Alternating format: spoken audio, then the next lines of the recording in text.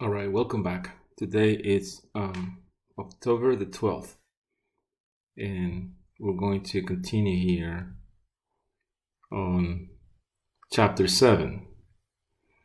Now, chapter 7 is about alkynes, and it's a really skinny chapter. Basically, it involves nomenclature and a few reactions and some reaction mechanisms that we need to understand. But nonetheless, there's a few things here that we need to know in terms of synthesis that only applies to alkynes, like tautomerization, the addition of the anti-addition of halogens, and also hydroboration. All right. So basically, this chapter will be relatively simple, and then there's chapter 8. Chapter 8 is about aromatic rings. And so after we finish these two chapters, we're supposed to have another milestone at the end of October. So interesting, because these two materials will be relatively short, and the challenge will be on me to find so many questions. But don't worry about that. I'll find questions. But in the meantime, let's just get started here. I remember there was a student that emailed me saying that she had figured out the name for this product, and I didn't have time to reply to that student. So is that student here? I think that was me. Who is that? Who is that? Megan Massey. Oh, Megan. That's right, Megan. If you don't mind, I would like you to solve it, but let me share the screen first so that we can all see what's happening. Did I get it right, what I had? Honestly, Megan, I was on the road that day. I looked at the name and I couldn't remember the structure, so my apologies. So you will be I'll be able to tell you now if it's right or wrong. So please go ahead and tell me the name. What you got? I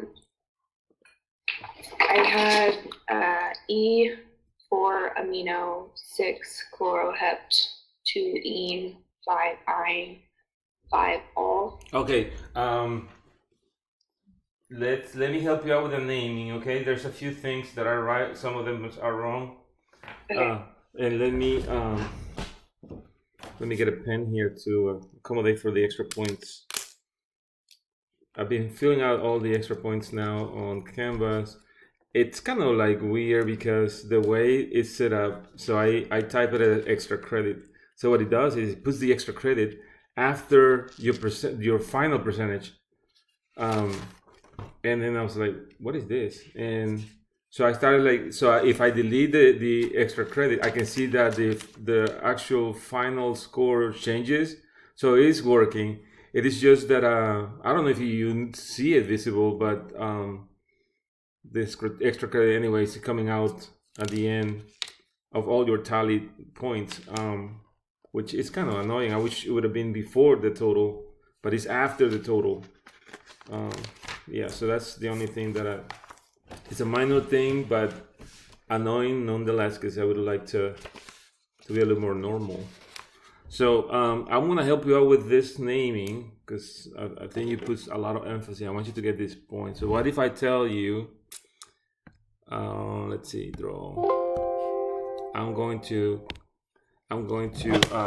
number this for you, and that will help you with getting the proper numbering. So let's see. You have to start numbering from the right. Can I try to name it? Who's that? Hannah. Hannah. Why don't you because Macy worked hard on this. She even emailed me the name. Oh, okay. Can you think about the next one? Yeah. Yeah, All of right, course. thank you. Yeah, so let's see. One in other times we would have taken it, you know, but since Macy like really she's really trying to like get this point, I want to give her a chance. So let's see. All right, so 1, 2, 3, 4, 5, 6, 7 like that. It says hept. The root is hept. And then we have two ein. I'm sorry. Oh shoot. Let me see. This is not labeled right because I noticed that now this is on carbon 2, but if I count from left to right, the in is on carbon 2 also. So the in wins. So I think that's the problem, Megan. So let's do it like this: 1, 2, 3, 4, 5, 6, and 7. So it still is a hept, but you notice that the in won the battle against the ein if it's a tie. All right. So I will have now a 2 in, and we have a 5 ein now. Ein, and we also have a 3-ol. Also, the alcohol determines the left or right. Also, because it's the highest functionality there here, so it's 3-ol, and the amine becomes 4. But then it's an amino group now because it's a substituent. The amine is lower in priorities than the hydroxide, the alcohol, and what else we have? And the chloro, so 2-chloro. So alphabetically, the amine goes before than the chloro. And what about E and Z? Between carbon 4 and the OH, which one wins?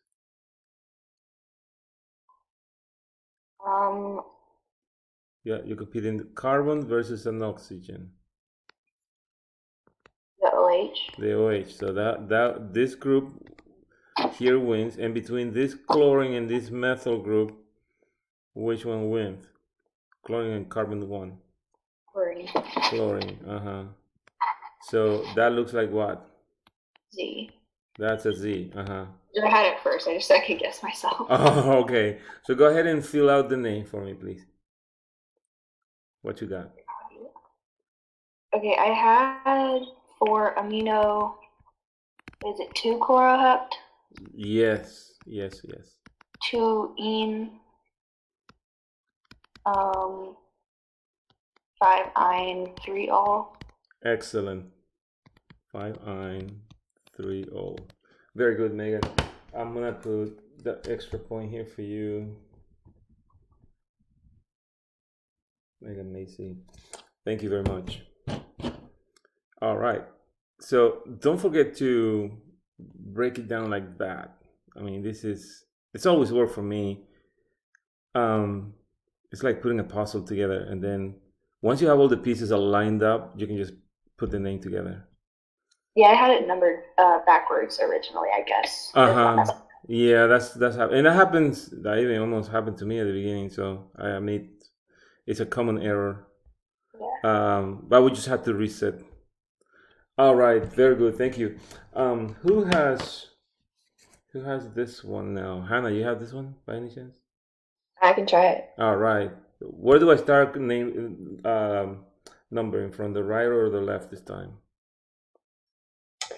So this is where I'm kind of confused. I started numbering from the left because of the double bond. Yeah, but that's. But would it be right because the triple bond is first? Yeah, exactly. That would have worked if this would have been carbon 1. That's the problem. When you have a tiebreaker, okay, the tiebreaker goes to the alkene. But because there's no tiebreaker, this is carbon 1 and this is carbon 1, you have to start naming from the right because there's functionality on 1. Okay, so let's see. On the right side. 1, 2, 3, 4, 5, 6, 7. All right, so we had 2 double bonds that have shape, and they could be E or Z. Okay, I have 3E, 5Z. Yeah, 3E, 5Z. That's correct. 2,4-diene 1-ine, or you could put diene. Yeah, but what about the root? What's your root? The root is hept. So that goes right here. Okay. So hept, and then 3,5-diene 1-ine. Diene 1-ine, and notice that we have a consonant and another consonant. We have to put an A here, so it's hepta. Very good, Hannah. Hannah Jeffries. Yes. Yes, thank you. All right, so we got another point awarded. Excellent. All right. Any brave soul out there wants to try this one? This one is not that difficult. This is very similar to the one on the left. Who is that? Can I do that one? Please, your Catherine name? Dodd. Catherine Dodd. Let's see. Yes, go ahead, Catherine. Okay. I got 3Z, 5E, 3-ethyl oct, 3,5-diene 1-ine. Oh, that's perfect. So let's see, Catherine Dodd. Got another point. All right, I just wrote it down. So it's 3Z, 5E, and that's because we start from here. 1, 2, 3, 4, 5, 6, 7, 8. The root is an oct. Maybe an octave because we have a diene. Notice that every time we have a diene, we have had to add a vowel.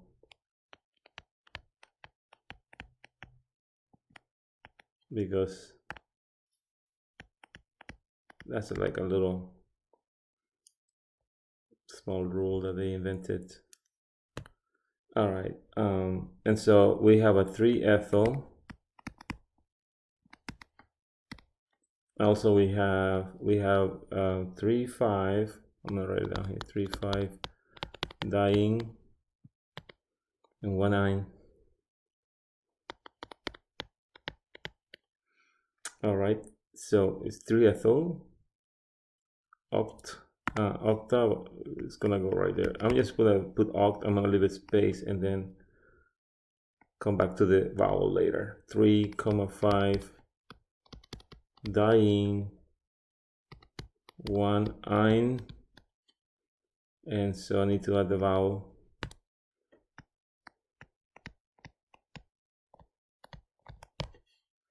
All right. Yeah, so let's see, 1, 2, 3, 4, 5, 6, 7, 8, 9, 10. 10 structures, 10 extra points. Excellent, guys. Yeah, so I think you guys rule out nomenclature. I am really, really happy. You dominate this topic, and that's what I'm looking for. All right. Okay, so all right, before we start going into the reactions, since this chapter is extremely skinny, let's go to the PowerPoint, see what we have. So we just went through nomenclature, and I just wanted to mention something here. We're getting a little bit more functional groups now, and we're studying a lot of them. And so don't take this slide for granted. I mean, try to start making sense of it. So far we study up to here. With the exception of the thiols, for example, we're probably not going to cover them. And we also study the carboxylic acid. We just touch on them, and that was to set the tone to further functionality. Next semester, when you take the part 2 of this series, we're going to get into these guys right here. But it wouldn't be bad if you start thinking about you know, the group, the name ending, the group suffix, the ending of the naming, and so you have a series of 1, 2, 3. Well, you already know the top.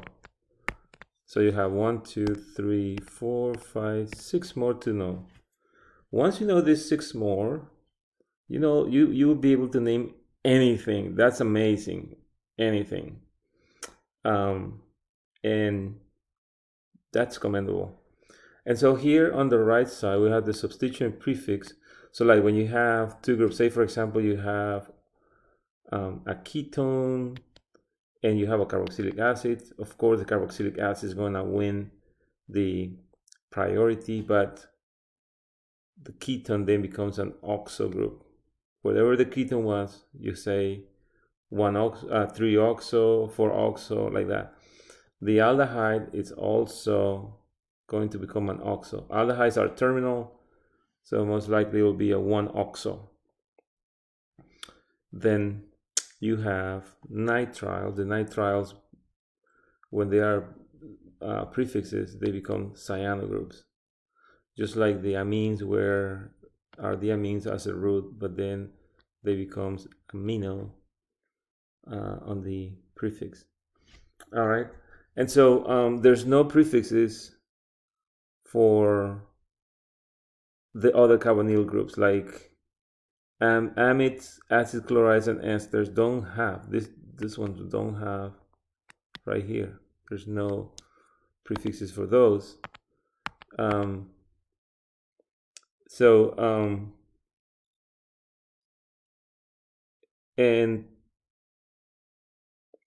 you will see that that is all related to this table right here that we see here on the left side.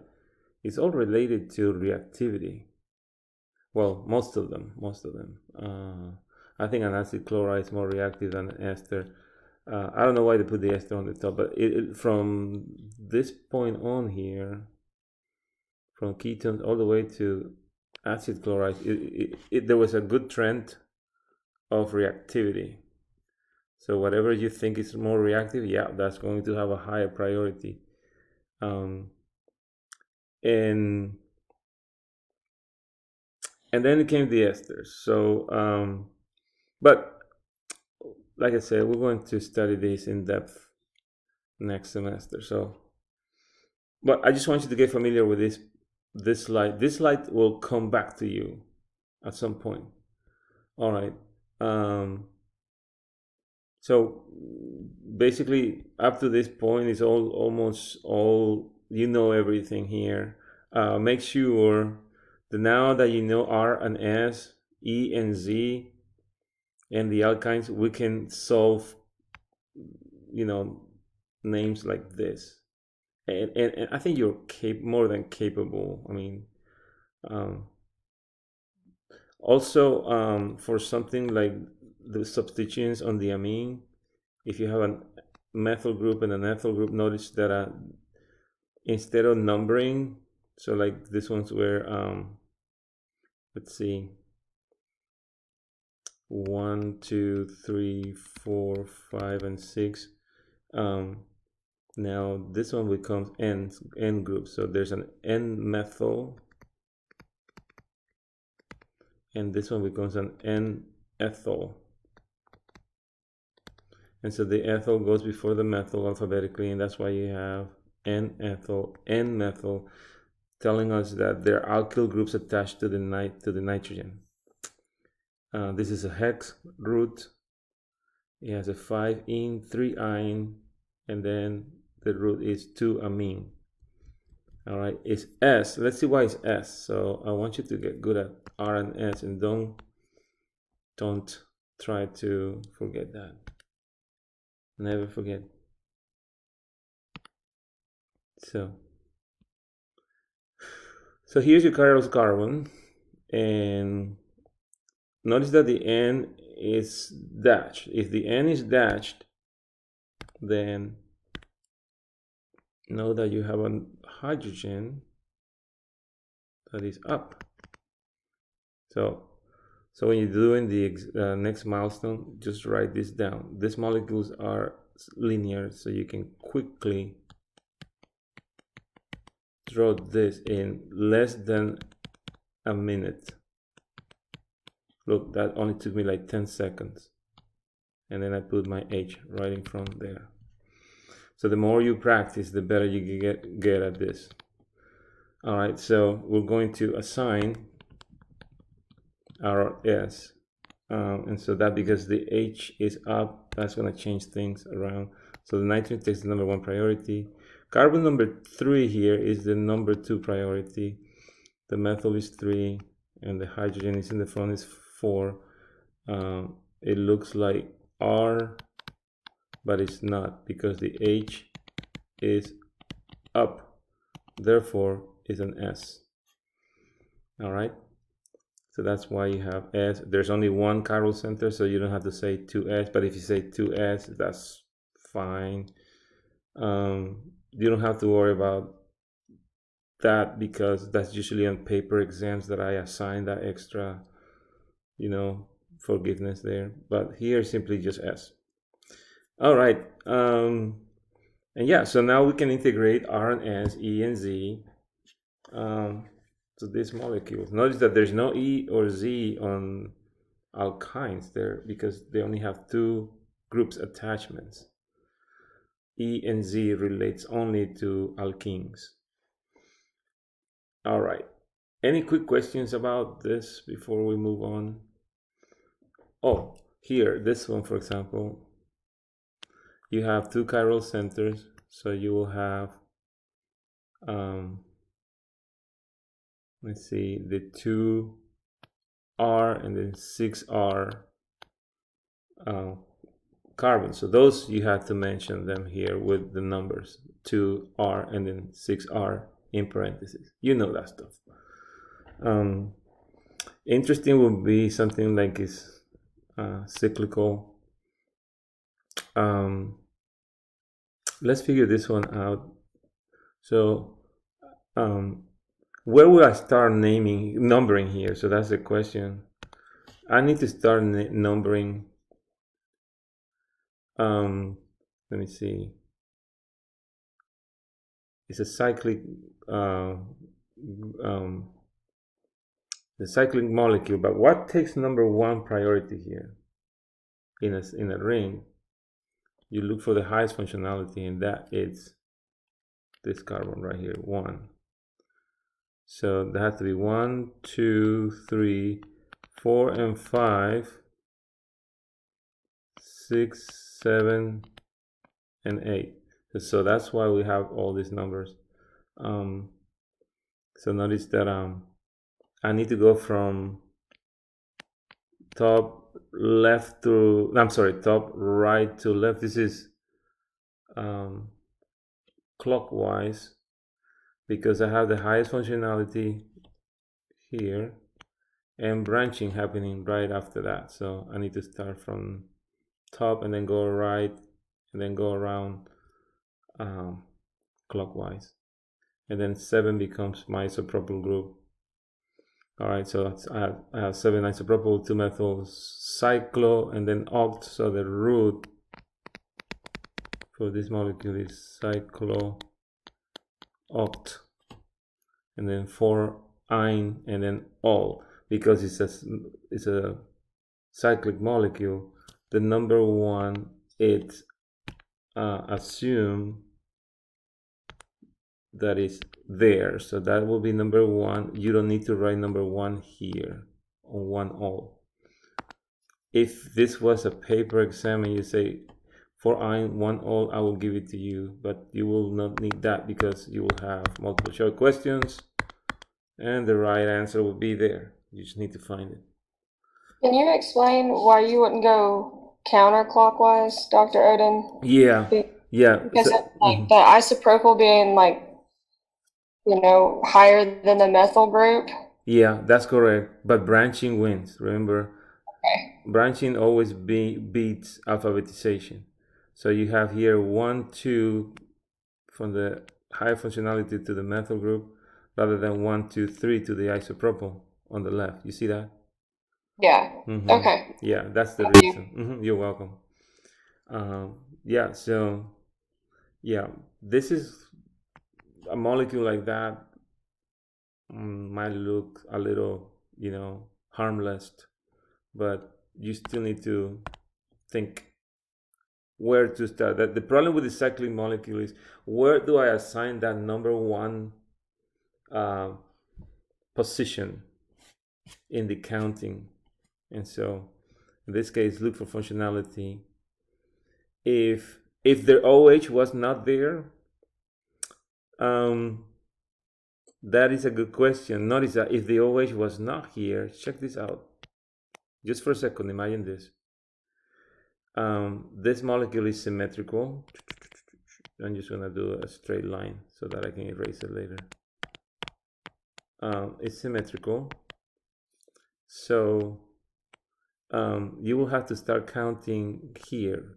The alkyne will be your highest priority. So that will be 1, 2, 3, 4. So that the possibilities will be 1, 2, 3, 4 in purple here. But you have to go with the red numbering because isopropyl beats the methyl. And so, but now the number one changed because now the highest functionality is the alkyne. And so this carbon right here would have been 1. So you don't count, you don't use this one on the outside. You see that? So the cyclic molecules, like I said, they look really harmless, but sometimes they're most difficult to name because it's just assigning that number one. That's a problem.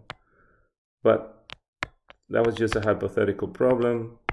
We do have an OH group here, so we're gonna stick with number one right there. All right.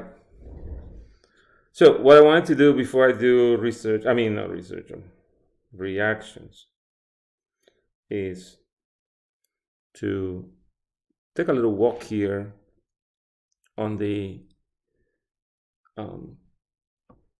synthesis. So you also have hydrohalogenation. Notice that hydrohalogenation will follow the Markovnikov rule. The rich gets richer, and so the triple bond will attack the double bond. Now this is your nucleophile or bully, and the H is your electrophile, and the chlorine is a counter ion. That is a counter ion that once it's alone, it could be a good nucleophile. So this chlorine gets off here. Notice that now you have what is called a pi complex. So this will be the mechanism for this reaction. You have a pi complex where the H is on the side. Which way to go? And because you have too much pi character, that's why that happens. Now, however, chlorine is going to help him out and say, hey, if you don't make up your mind right now, I'm just going to attack the most substituted carbon on the left. And you, hydrogen, you're going to have to end up doing what Markovnikov says. And then that's why this attack happens here. Then this H is transferred over there. And so this attack right here is happening actually here. So this is the model right here for the attack. This whole thing. It's interesting because notice that there's two molecules of HCl involved. So the first one, the alkyne, grabs the H, and then it forms the counter ion chlorine, and then that has that's what is confusing about this.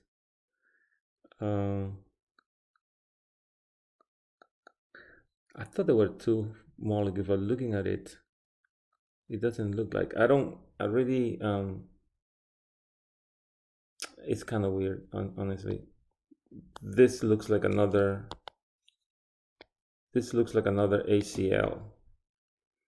So, but we're talking about this H right here, so it doesn't make sense to me. But this is what the book suggests that's happening. Anyways, I would have been happy if this chlorine wasn't there. That's what I'm trying to say. It looks like a better representation of the mechanism, but I have no idea why the book still wants to put that chlorine there. I'm not going to argue with the book. I just disagree. So I guess we'll have to memorize this and just put the chlorine there. You know what I'm saying?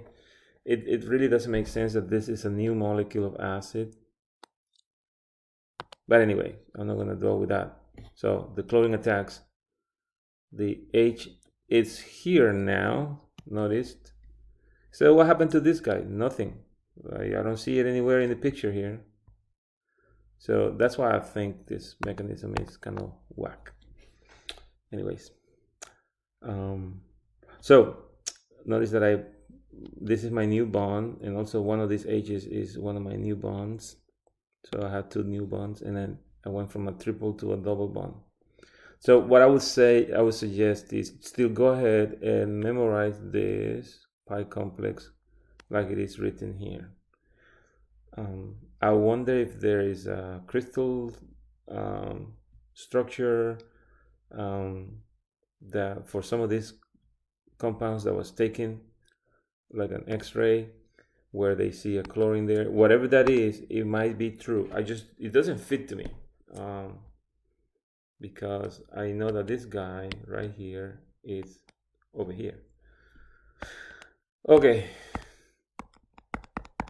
So we're just gonna put that in our memory. Basically, for the interesting thing here is like for the second electrophilic addition, notice that you also still do regioselectivity, which is equal to Markovnikov.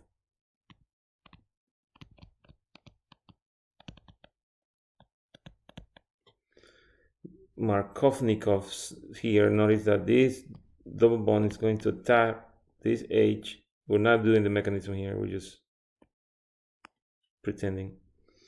We're just gonna solve the problem. Now this H went to that carbon, and now this carbon is super rich in hydrogens. So it has 3. And then the chlorine that was kicked out, this chlorine, is going to come and attack here, and that's why you have your 2 halogens on the same carbon.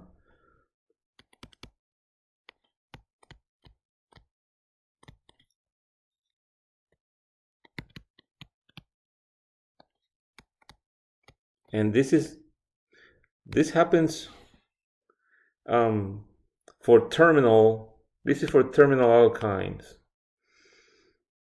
For alkynes that have the triple bond in the middle is different. Then you will have mixtures, and that's what makes alkynes different than other groups, because they behave differently depending on the situation. So now we're looking at terminal alkynes, and so your 2 halogens will go to the same carbon here. Now let's check out this hydrohalogenation. Now, check this out.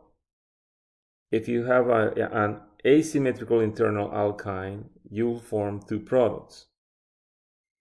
All right. Notice that there's no Markovnikov rule here. So, because there's no Markovnikov, this H could go to either one of these carbons. So if it goes to the carbon on the left, it'll go to the carbon on the left on both additions, and going from triple to double to single bond. And notice that there's the word excess here. Sometimes some books use this XS as excess. And so your two hydrogens went here to the left, and your two bromines went to the right side. All right. Now, so I'm going to do that in other color now. So, likewise, this carbon could get both of those hydrogens, and you'll have that there in green. And then both bromines could go to carbon on the left, or carbon 3. All right, so then you'll end up getting 2,2-dibromobutane or 3,3-dibromo. Oh no, is that butane? 1, 2, 3, 4. No, pentane. Sorry, 2,2-dibromopentane versus 3,3-dibromopentane. All right, and so this most likely will be a 50-50 mix. Now, if you have symmetrical alkynes with an internal triple bond that is right in the middle of all the carbons, you form only one product. And that makes sense because it doesn't matter if I put my H here twice or here twice. The two bromines, this molecule will give you only one product because there's a plane of symmetry right here. And so it'll give you only one product. So that it's something really interesting. Then the other thing that I want to teach you is tautomerization. And this is related to hydration. So addition of water to an alkyne. So notice that the actual mechanism for this says that the triple bond is going to be protonated, remember that, by 1 drop of sulfuric acid. You will see that this reaction is also, they use water, sulfuric acid, and sometimes in the literature you find that they also add mercury sulfate. I don't think this is needed. My take on this mercury sulfate is that whoever did this reaction first had mercury sulfate in there, and from that point on, the mechanism was born, or that reaction was born by having mercury sulfate, but in reality, that is not even useful. That is not even needed. Notice that this mechanism here doesn't, or this scheme right here doesn't really calls it. So when the triple bond grabs this proton, you have an H3O plus source here, then the water, that H goes here on the carbon on the right, and then the oxygen is going to attack right there. And then it needs to be deprotonated, because first it's like this, and then more water needs to come or the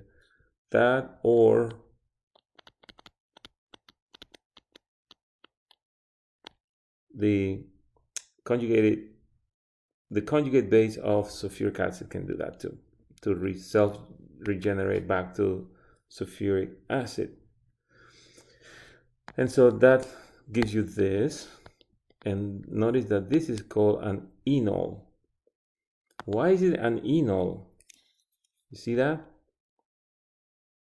Well, if you look at this reaction carefully, you have an ene group here. That's an ene. That's the ene part. And then it's an alcohol too, so it's an ol. So you have these two functional groups attached together. And so you get now the enol. You can see it on NMR. Actually, you can see an enol tautomerized on NMR. You'll see when we learn NMR is that we'll have like a little peak for the OH that will disappear with time, and then we have a peak for the CH3 attached to next to a carbonyl that it's going to increase. So when this one, the OH decreases, the CH3 carbonyl group will increase. And so that is how we can monitor and track this type of reactions. These reactions intermediates are visible and we can monitor them. And so this is called the enol tautomer, and the most stable one and preferred one now is your keto tautomer. And so a short hand mechanism. There is a, let me see, here's the mechanism for the tautomerization. This OH is now your most nucleophilic part of the molecule. It swings electrons down, and then the double bond. Now when you form this double bond here, this one right here breaks, right? One of the double bond in the ene breaks. So this is why I'm saying you're forming a carbonyl there, and the double bond will break. So these electrons that are here are from this carbon now that are going to grab this H, and that H goes there, and then more water comes and grabs this H from the O plus, now OH plus, and it swings its electrons towards the oxygen to form the ketone plus acid. All right, now a shortcut mechanism for enol is, let's say I do this. If you want something quick for like a milestone, let's just do this. Let me erase. No. Let me erase that. So I guess I need something like, yeah, let's use yellow. Let's erase this oxygen, and let's stick it out. Let's stick out the H. And so one shortcut mechanism that I use is this. So this double bond grabs this H, and the two electrons here transfer over here, and now you form your ketone. Boom. So I like to using this shortcut when I'm not asked for the mechanism and I'm being asked for the final product. So this will come in handy.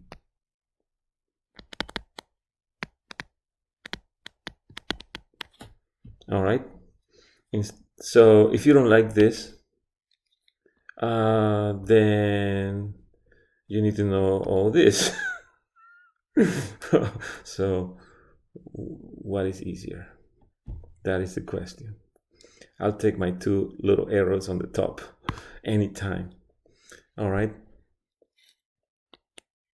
All right. Boy, you guys are awfully quiet. I need to ask you a question. So let me just go over the next 3-4 minutes or so on the slides, and then on Wednesday we'll do the worksheet and then cruise through it. So the alkynes now, you can do hydroboration. But what happened to hydroboration? Notice that here you will get an enol, and this enol has the OH on the terminal carbon. An enol on the terminal carbon will give you an aldehyde. If you do that shortcut that I show you, check it out. Let's do it. Let me erase this H. I want to make it disappear. And I want to put the H right here. Hey, Dr. Odin. Yes. I have a question real quick about the top. Tautomerization. The oxygen, how come the oxygen isn't on the CH to the left of the double bond? This one right here? Yeah. Because, great question. Because when you did your hydroboration for this case, it's anti-Markovnikov. So okay. it's like this. Okay. Remember that? So the boron will go here to the least substituted carbon, and the H will go to the most substituted carbon. And once you do the workup with sodium hydroxide in the presence of water and hydrogen peroxide, don't drink that, you will end up with the OH right there on the right side. You see that? Yeah, I was just looking at both of them in a comparison standpoint and seeing that like the C over here on the left on the bottom side with the ketone, it has more hydrogens, but I can see the hydrogen moving over to the other side and making the double bond go away. So yeah. So what you have here is anti-Markovnikov. I'm just gonna put anti-Mark, and here you have Markovnikov. Mark. Yeah, just good old Mark. Yeah, I don't know why I didn't think about that, because that name Markovnikov is too long. Markovnikov. That's four syllables. So yeah. So when you did this shortcut that I like to do, let's do it in, green is good. This double bond is gonna grab this H, and the electrons here are gonna transfer here, and then you form an aldehyde. You see the aldehyde? It's a carbonyl with an H outside. Now, for this is so this was hydroboration. This one right here will be called, this is hydration. So hydration has a different mechanism. Hydration adds the H to the Markovnikov rule. And so that puts two H's there. And then the oxygen from the water is going to attack the most substituted carbon now and puts the oxygen, the OH, on the most substituted carbon. And now when you do this, tautomerization,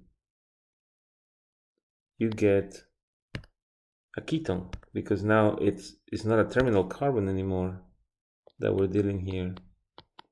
I mean a terminal carbonyl group. So this grabs that. Let's use a different color. The double bond grabs the H, and these two electrons are transferred over here, and now you form a ketone. A ketone is a carbonyl with two R groups, or two carbons attached on each side. An aldehyde is a carbonyl with an H and an R group. This R group could be H or C's. So that's what this is for. So terminal alkynes form aldehydes, and internal alkynes form ketones. You see that? Time is up. So I will go through these two slides because this is interesting. What I want to teach here is reduction using sodium or lithium in the presence of liquid ammonia. Liquid ammonia being the solvent and the proton donor. But I will do that on Wednesday, and then we'll finish up our handout. Let me stop the recording now.